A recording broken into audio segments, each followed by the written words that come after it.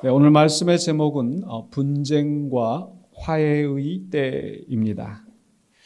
계속해서 이 12장의 이 말씀은 예수님께서 제자들을 향하여서 종말 또 심판의 때를 준비하라는 교훈을 주시는 것이라고 하였는데, 앞에서 우리가 말씀 나눴던 것은 지난주에 특히 우리가 종말을 준비한다는 것, 예수님의 오심을 준비한다는 것은 우리가 흰 옷을 입고 어디 기도원에 들어가서 또 교회에 모여서 아멘 주 예수 오시옵소서 하고 막 부르짖고 있는, 그게 주님 오심을 기다리는 게 아니라 삶의 자리에서 각자에게 주신 사명을 최선을 다해서 감당하는 것이 바로 종말을 준비하는 것이다 라는 말씀을 나눴습니다. 또 그 앞에서는 또 우리가 이 재물에 대해서, 물질에 대해서 우리가 많이 가진 자들이 또 더 가지려고 탐욕을 부리지 말고, 또 적게 가졌다고 해서 또 지나치게 재물에 염려함으로 하나님의 나라를 외면하지 말고 하나님의 나라를 구하는 삶을 살아야 된다. 또 하나님의 나라를 구하는 것이 어떤 것인가라는 하나의 예로서 너의 소유를 팔아서 구제하라. 또 그것이 바로 하늘의 보물을 쌓아두는 것이다 라는 그런 말씀을 하셨습니다. 그런데 과연 그것으로 충분한가라는 생각이 들었습니다. 즉 예수님을 믿지 않고 교회에 다니지 않는 사람이라 하더라도 자기 일을 정말 성실하게 법 없이도 잘 이렇게 살만한 사람이다라고 평가를 듣는 사람들이 있고, 또 욕심 부리지 않고 다른 사람들을 위하여서 자기의 소유를 기꺼이 내놓고 선한 일에 힘쓰는 그런 사람들이 있죠. 그럼 그런 사람들은 이미 그렇게 종말을 준비하고 심판을 준비하는 사람이라고 할 수 있을까라고 했었을 때, 거기에 대해서는 과연 그렇다라고 할 수 없다라는 겁니다. 왜냐하면 우리가 하나님의 나라에 또는 구원을 받는다고 하는 것이 우리의 공로로 우리가 선한 행위를 하여서 구원을 받는 게 아니지 않습니까? 예수님을 믿지 않는 사람이, 하나님을 믿지 않는 사람이 하나님이 다스리시는 하나님의 나라의 일원이 될 수가 없는 거죠. 그것은 우리 인간이 스스로 하나님의 나라에 이룰 수 없기 때문입니다. 우리 스스로 우리 자신을 구원할 수 없기 때문입니다. 예를 들어서 어떤 그 골짜기, 절벽이 있어서 우리가 저기를 지금 건너가야 되는데, 지금 조금만 이렇게 간격이 벌어져 있으면 훌쩍 뛰어서 넘어갈 수 있겠죠. 그런데 그것이 우리의 한계를 넘어서는 것이라고 한다면, 아무리 오랫동안 열심히 훈련을 하고 근육을 키우고 연습을 한다고 해서 그것을 뛰어넘을 수가 없을 것입니다. 우리는 죄로 말미암아서 하나님과 우리 사이에 큰 벽이 생기고 우리 힘으로 스스로 하나님의 영광에 이룰 수 없게 되었습니다. 그런데 아무리 넓은 그런 사이가 있는 곳이라 할지라도 우리가 갈 수 있는 게 있죠. 어떻게 갈 수 있습니까? 바로 거기에 다리가 생긴다든지. 그러니까 우리가 우리 힘으로는 갈 수 없지만 그 다리가 생겼을 때, 길이 생겼을 때 우리가 그곳을 건너갈 수 있는 것처럼, 바로 예수 그리스도로 말미암아, 우리 힘으로 가는 게 아니라 예수 그리스도로 말미암아 우리가 하나님의 영광에 이룰 수 있기 때문에, 즉 예수 그리스도 외에는 다른 길이 없기 때문에 우리가 이 세상에서 내 일을 열심히 하고 구제하고 선한 일을 하고 덕을 쌓는다고 해서 그게 우리의 구원을 가져다 주지는 않는다라는 겁니다. 그래서 우리 예수님은 하나님의 아들이시고 우리를 구원하러 이 땅에 하나님께서 보내신 구세주인 것을 우리는 확실하게 믿습니다. 그런데 오늘 본문 말씀은요, 이 예수님을 좀 다른 시각에서 보여주시는 것 같습니다. 예수님이 이 땅에 오신 목적이 무엇일까라고 했을 때 49절에서 예수님께서는 내가 불을 땅에 던지러 왔다라고 말씀하십니다. 이게 무슨 의미일까? 그런데 거기서 더 나아가서 51절에 보니까 내가 세상에 화평을 주려고 온 줄로 아느냐? 내가 분쟁하게 하려 왔다. 그러니까 불을 던지고 분쟁을 일으키고 이 세상에 뭔가 문제를 일으키시는 그런 분으로 지금 묘사하고 있는 거죠. 그러다가 58절에 가면은 58절에서 네가 너를 고발하는 자와 함께 법관에게 갈 때의 길에서 화해하기를 힘쓰라. 그러니까 앞에서는 내가 분쟁하게 하려 왔다라고 말씀하시면서 또 뒤에 가서는 화해하기를 힘쓰라. 그러니까 예수님 세상에 쌈 붙여놓고 화해하라고 지금 이렇게 말씀하시는가, 도대체 무슨 말씀을 하시는가 조금 혼동스러울 수가 있습니다. 그래서 오늘 우리가 이 본문의 말씀을 좀 더 깊이 묵상하면서 우리가 심판을 준비하라고 하시는 예수님의 교훈이 무엇인가를 함께 생각해 보고자 합니다. 근데 오늘 말씀에서 예수님께서 주로 지금 이제 말씀하시는 그 핵심 주제가 무엇일까라고 봤었을 때는 바로 이 56절에서 예수님 하시는 말씀, 너희가 천지의 기상은 분간할 줄 알면서 어찌 이 시대는 분간하지 못하느냐. 즉 이 시대가 어떤 시대인 줄을 알고 분별하고 거기에 합당하게 살라고 말씀하시는 겁니다. 마치 예를 들면 우리가 지금 이제 오늘부터 이제 뭐가 시작이 됩니까? 장마가 온다고. 지금 제주도에서 막 비가 오고 남쪽에서도 이제 장마가 되고 내일 모레 계속 장마가 지금 오잖아요. 그럼 장마가 지금 오고 있구나. 그러면 우리가 어떻게 해야 되는가? 그래서 어떤 사람들은 또 이게 장마가 있어서 넘치지 않도록 배수구를 잘 살펴본다든지, 옛날에 어른들 지금 그런 경우는 많지 않겠습니다만 장독대 하면 햇볕이 쨍쨍할 때는 좀 장독대를 열어놓기도 하고 비가 올 것 같으면 또 장독대를 덮기도 하고, 그러니까 뭔가 어떤 그 징조, 어떤 변화, 기후의 변화가 일어날 때는 거기에 맞게 행동을 하지 않습니까? 즉 예수님께서는 이 시대를 분간하라, 어떤 때인지 무엇을 해야 되는지를 알라고 말씀하시는 겁니다. 그렇다면 오늘 말씀 속에서 예수님은 이 시대를 어떤 때라고 말씀하시는가? 이때에 우리가 무엇을 하라고 말씀하시는가를 함께 살펴보려고 하는데, 첫 번째로 우리가 오늘 봉독한 말씀 49절로 53절에서 예수님은 이 시대는 바로 분쟁의 때이다, 예수님께서 오심으로 말미암아 분쟁이 일어나게 된다는 것을 말씀하시는데 무슨 의미일까? 먼저 49절에 예수님은 이렇게 말씀하십니다. 내가 불을 땅에 던지러 왔다. 즉 불을 땅에 던지러 오신 예수님. 49절에 말씀하시죠. 내가 불을 땅에 던지러 왔노니 이 불이 이미 붙었으면 내가 무엇을 원하리요. 아주 짤막하게 나온 말씀이기 때문에 도대체 이게 무슨 말씀일까 좀 알쏭달쏭합니다.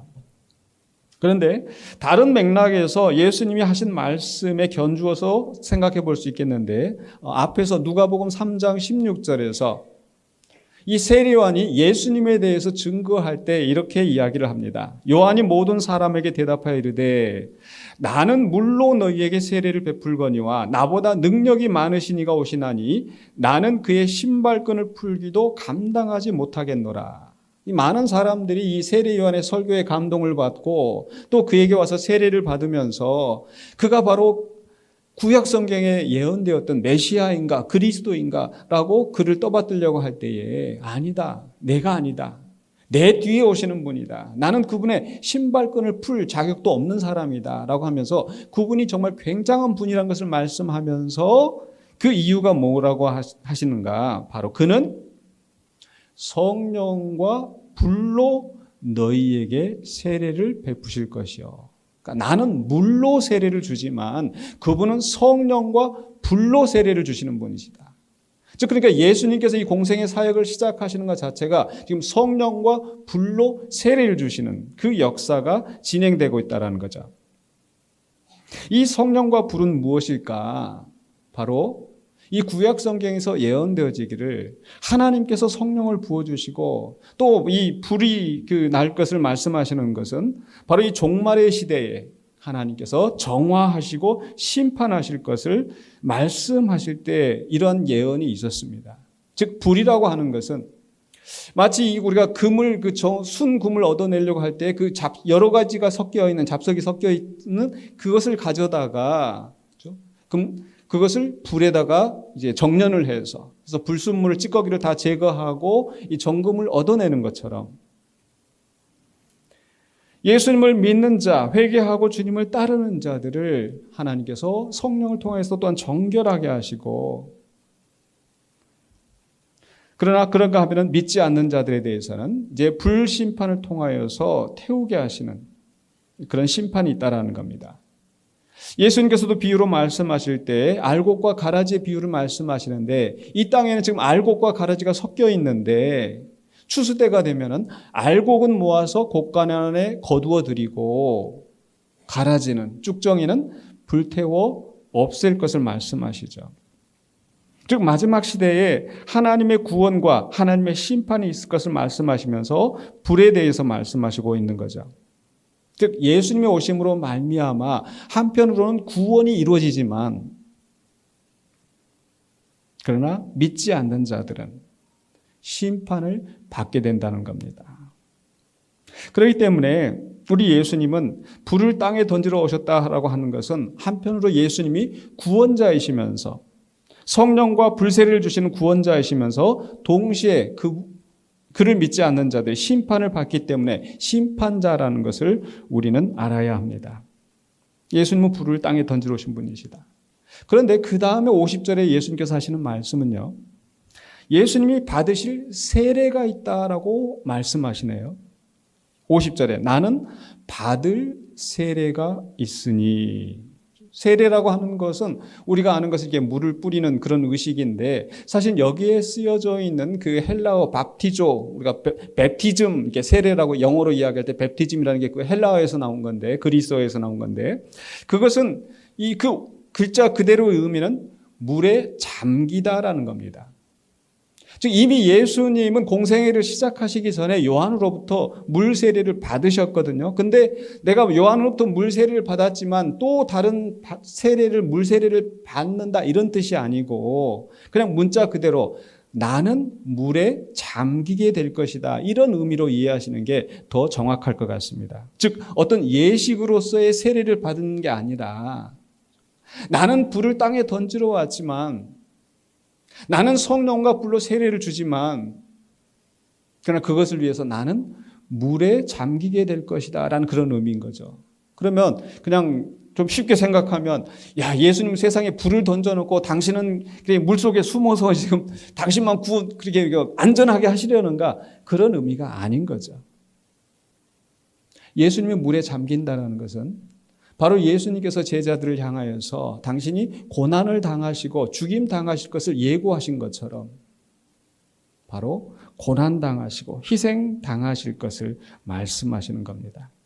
그래서 나는 받을 세례가 있으니, 나는 물에 잠길 것인데, 즉 나는 그 바로 성령과 불로 세례를 주는 구원의 역사를 이룬 그 일을 위하여서 나는 고난의 길을 갈 것이다.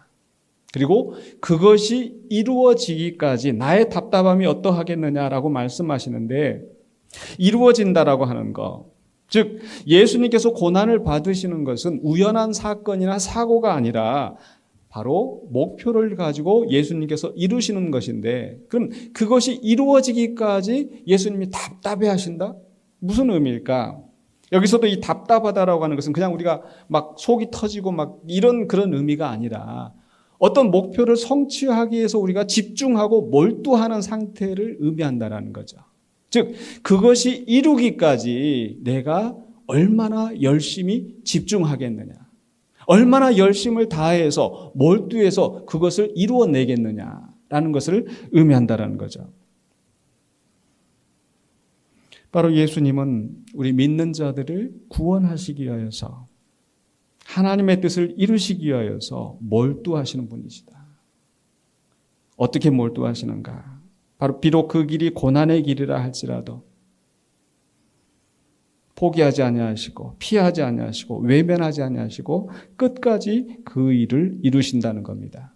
즉 예수님은 성령과 불로 세례를 주시는 위대한 분이시지만은, 그러나 예수님이 군림하는 자로서, 정복하는 자로서 당신의 유익을 위하여서 하시는 것이 아니라 고난과 희생을 통하여서 그 일을 이루시는 구세주라는 것을 말씀하시는 겁니다. 그리고 나서 그 다음에 하시는 말씀이 바로 51절에서 내가 분쟁하게 하려 왔다라고 말씀하시는 겁니다.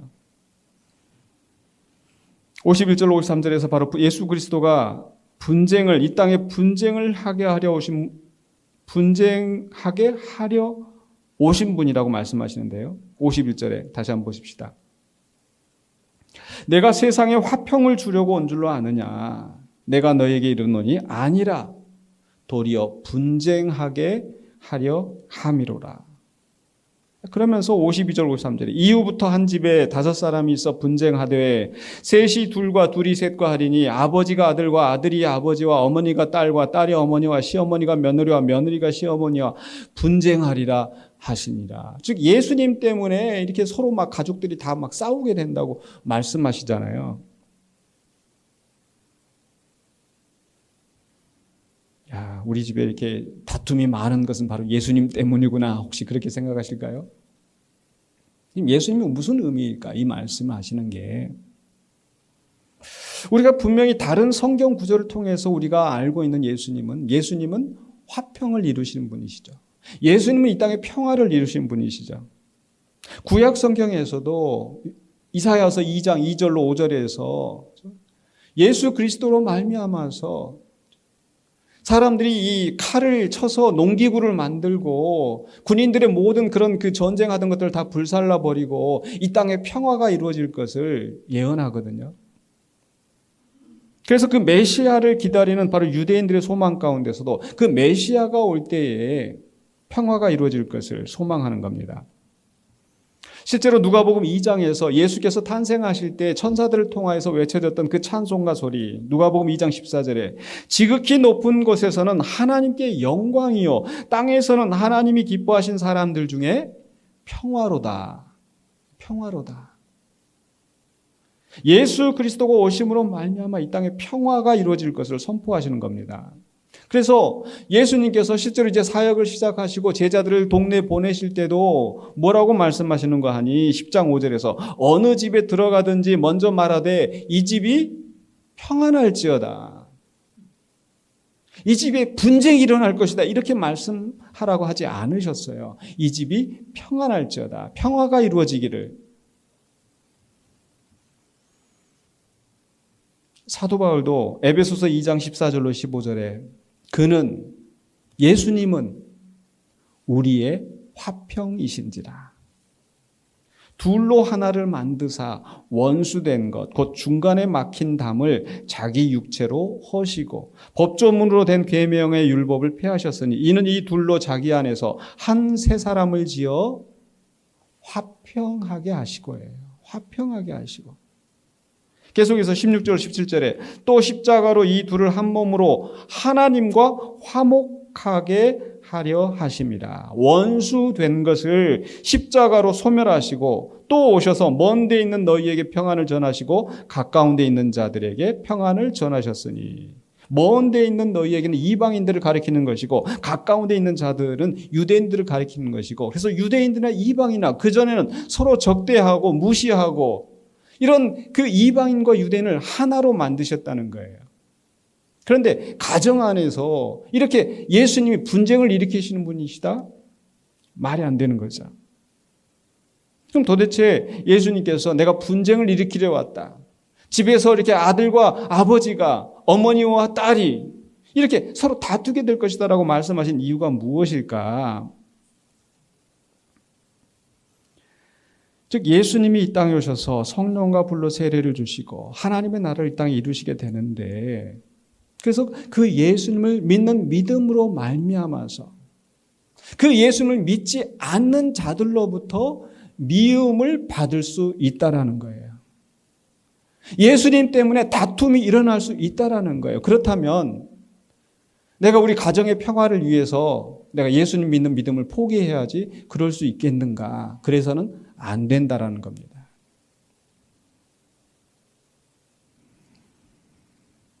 분명히 세상이 예수님을 미워하였던 것처럼 예수님을 믿는 자들을 미워하고 핍박하고 그런 말미암아 다툼이 일어날 수 있는데, 심지어 그 다툼을 나를 미워하고 나를 박해하는 자가 가족일 수도 있는데, 그럼에도 불구하고 우리는 예수님을 믿는 것을 포기할 수 없다라는 겁니다. 포기해서는 안 된다라는 거죠.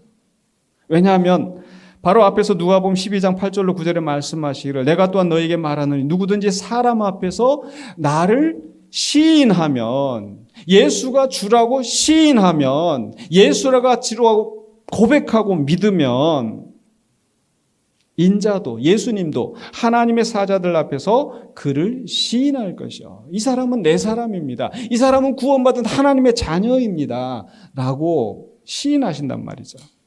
그러나 반대로 사람 앞에서 나를 부인하는 자는 하나님의 사자들 앞에서 부인을 당하리라. 하나님의 사자들 앞에서, 심판대 앞에 서서 우리가 부인을 당하고 시인을 당하고 하는 그 기준은 바로 내가 예수님과 바른 관계에 있느냐 있지 않느냐라는 겁니다.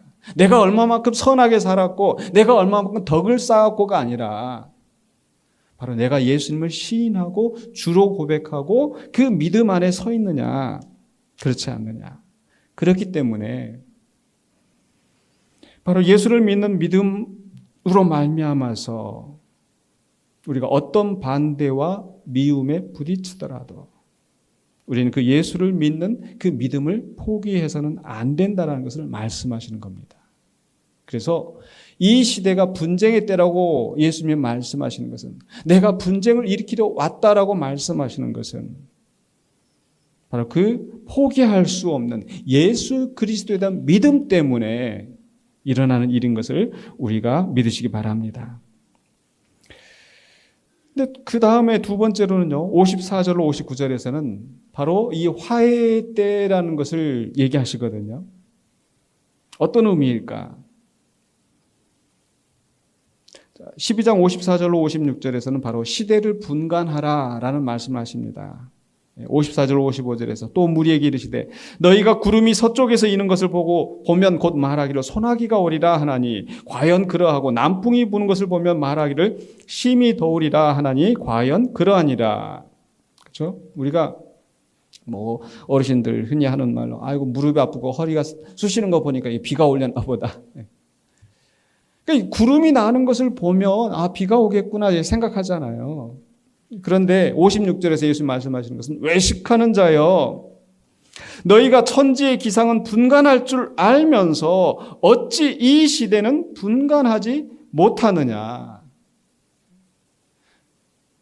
비가 올 것을 예측을 하고 거기에 대비를 하면서도 정작 이 시대가 정말 이 어떤 시대인지를 왜 분간하지 못하느냐. 시대를 분간하라는 거예요. 이 시대는 어떤 시대인가. 바로 예수 그리스도가 오셔서 불을 땅에 던지러 오셨고 그 불이 이미 땅에 붙었단 말이에요. 예수께서 사탄을 귀신을 몰아내시고 병자를 치유하시고 하나님의 나라가 그를 통하여서 하나님의 통치가 이르렀고 구원의 역사가 이미 시작된 것을 보여주셨어요.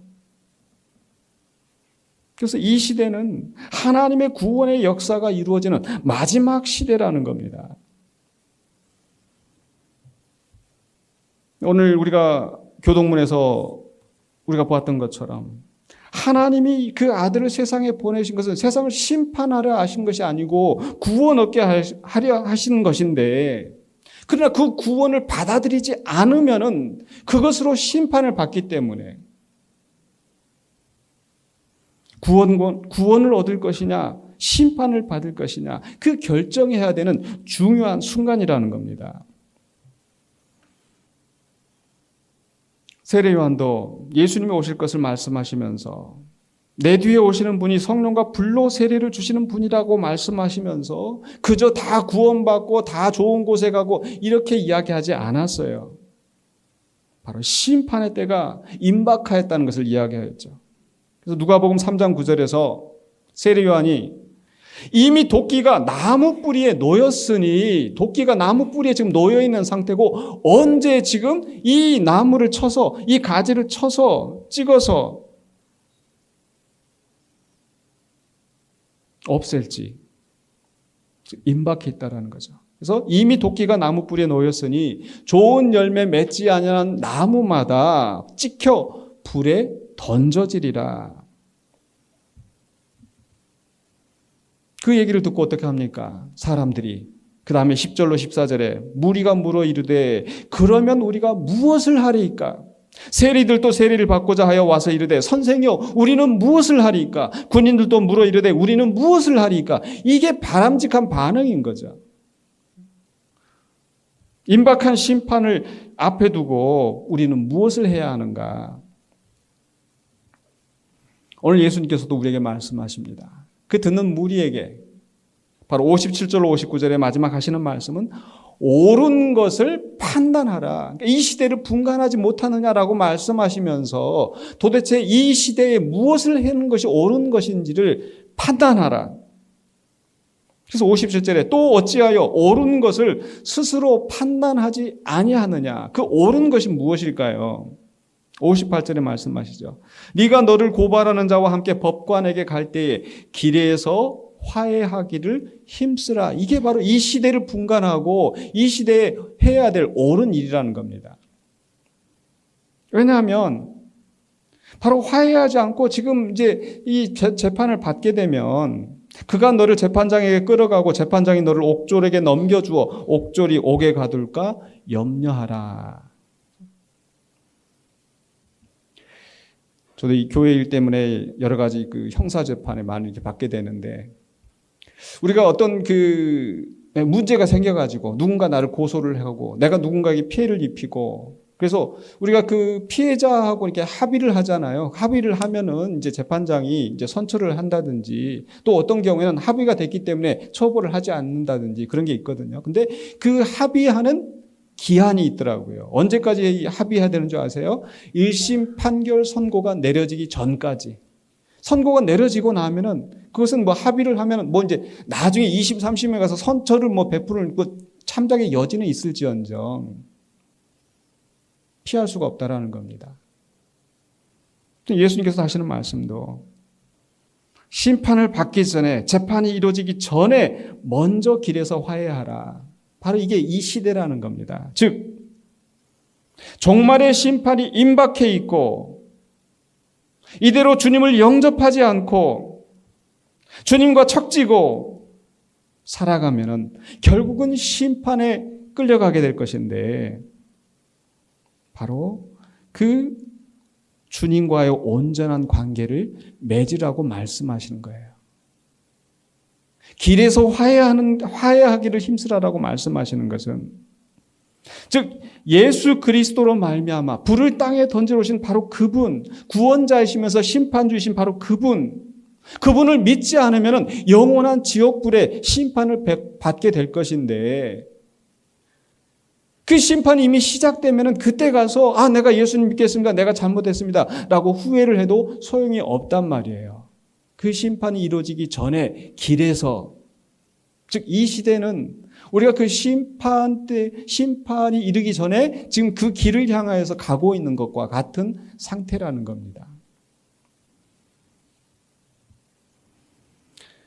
바로 하나님의 아들 독생자이신 구원자로서 심판주로서 이 땅에 오신 또 그리고 다시 오실 예수 그리스도와 온전한 관계를 맺는 것.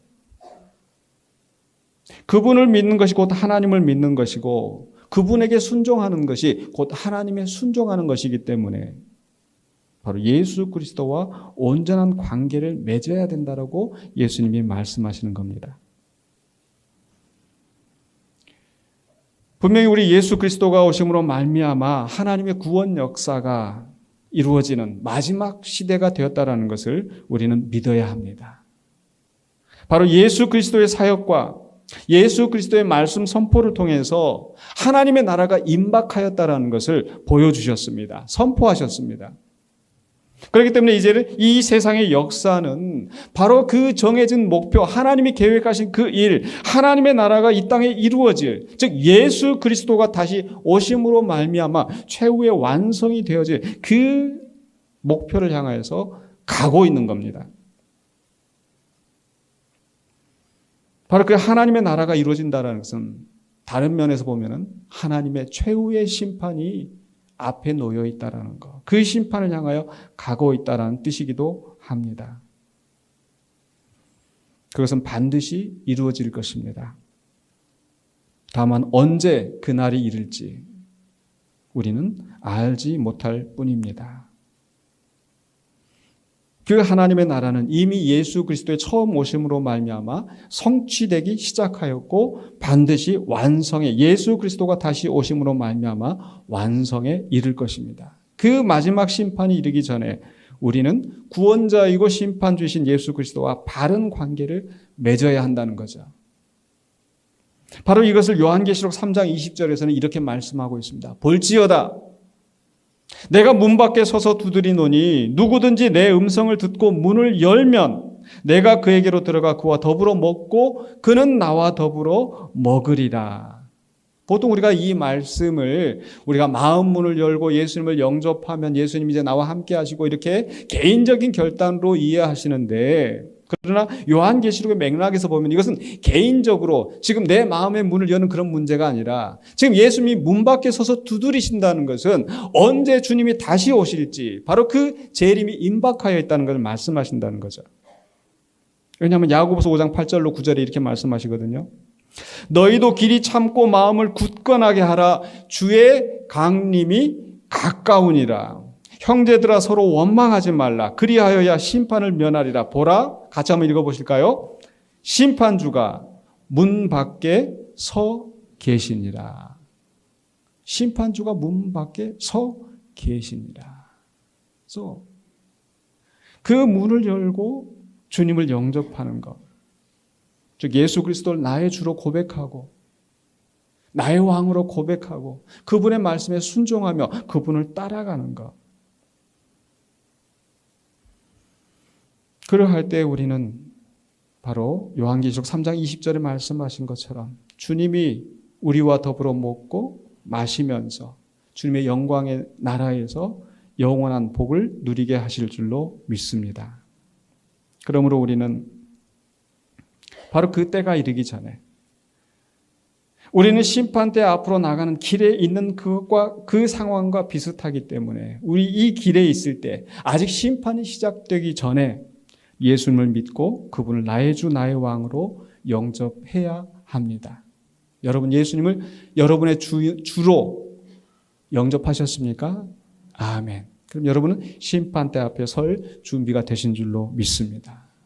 그러나 아직도 이 주님을 알지 못하고 오늘 오집사님 기도하신 것처럼 이 예수 그리스도로 말미암은 하나님의 구원의 은혜를 거절하고 즉 심판이 있을 것을 깨닫지 못하고 어둠 가운데서 죽어가는 영혼들을 우리가 마음에 품고 기도하며 또 우리의 입술을 열어서 증거하며 주님 앞으로 인도하는 자가 되어야 될 줄로 믿습니다.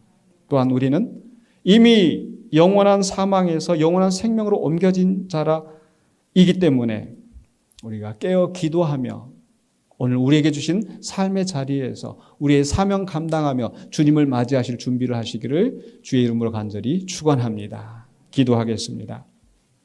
거룩하신 아버지 하나님 은혜를 감사합니다. 오늘 우리에게 주신 말씀을 붙잡고 우리가 주님 오심을 기다리며 우리의 사명 감당하는 신실한 주의 백성 주의 자녀가 되기를 원합니다. 우리를 구원하러 이 땅에 오신 예수 그리스도, 하나님이 보내신 독생자 예수 그리스도, 영접하는 자 곧 그 이름을 믿는 자에게는 하나님의 자녀가 되는 권세를 주셨다 하였사오니 우리가 예수 그리스도를 믿는 믿음 안에서 하나님의 자녀가 되었고 하나님의 백성이 된 것을 다시 한번 고백하며 확신합니다. 이 고백 가운데 우리가 깨어서 주님의 오심을 기다리며 우리의 사명을 감당하는 자가 되게 하여 주시고 또한 우리만 구원받는 것이 아니라 이 구원의 무리에 들지 못하는 죽어가는 영혼들을 향하여서 우리 입술을 열어서 주님을 증거하고 또한 그들을 주님 앞으로 인도하는 이 선한 사업에 힘쓰는 우리 모두가 되게 하여 주시옵소서. 예수 그리스도 이름으로 기도하옵나이다. 아멘.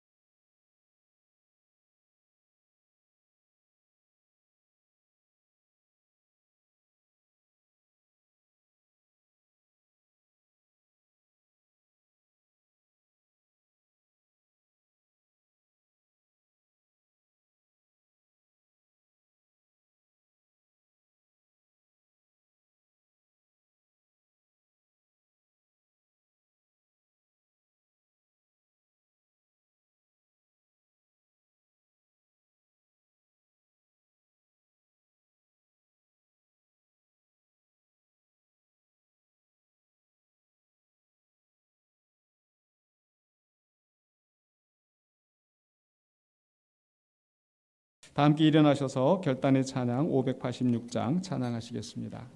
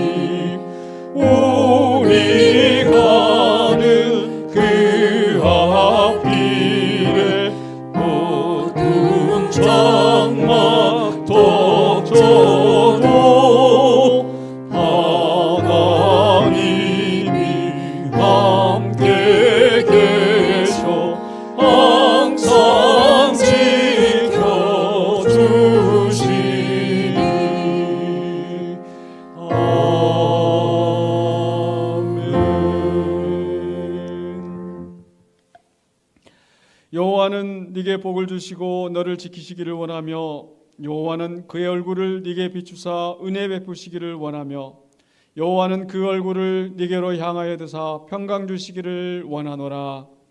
지금은 우리 주 예수 그리스도의 은혜와 하나님의 무한하신 사랑하심과 성령님의 감동 감화하심이 주 앞에 예배하는 모든 심령들에게 이제로부터 영원토록 함께 있을지어다. 아멘.